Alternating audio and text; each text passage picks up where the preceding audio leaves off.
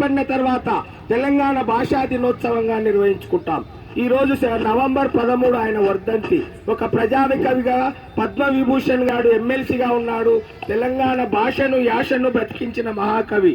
కనుక బడి పలుకుల భాష కాదు, పలుకుబడుల భాష కావాలన్నాడు. ప్రజల నోట్లల్లో నానే యాస ప్రాశనే మనకు బ్రతుకు మాండలికాలని చెప్పిన మహనీయుడు ఎవరు అంటే కాళోజీ నారాయణరావు. ఈయన మహారాష్ట్రలో, అక్కడ కర్ణాటక బీజాపూర్ రట్టహల్లిలో రమాబాయి రంగాయమ్మ అనే దంపతులకు జన్మించి, ఆ రంగారావు అనే దంపతులకు జన్మించి ఇక్కడ మహారాష్ట్రలో స్థిరపడ్డాడు.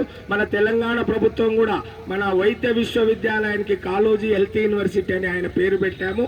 ఆయన నాగోడు అనే ఒక ప్రముఖ రచన చేశాడు. అందులో అన్యాయాలను ఎదిరించాడు. ఒక సందర్భంలో అన్యాయం అంతరిస్తే నాకు తృప్తి, ఆత్మతృప్తి, అన్యాయం అంతరించిన నాడే నాకు ముక్తి ప్రాప్తి, అన్యాయాన్ని ఎదిరించేవాడే నాకు ఆరాధ్యుడని సమాజంలో ప్రజాకవిగా ప్రతి అన్యాయాన్ని ఎదిరించి ఎవరికి భయపడకుండా అంటే అటువంటి జీవితం గడిపిన మహనీయుడు కాళోజీ నారాయణరావు. కనుక ఆయన రచనలు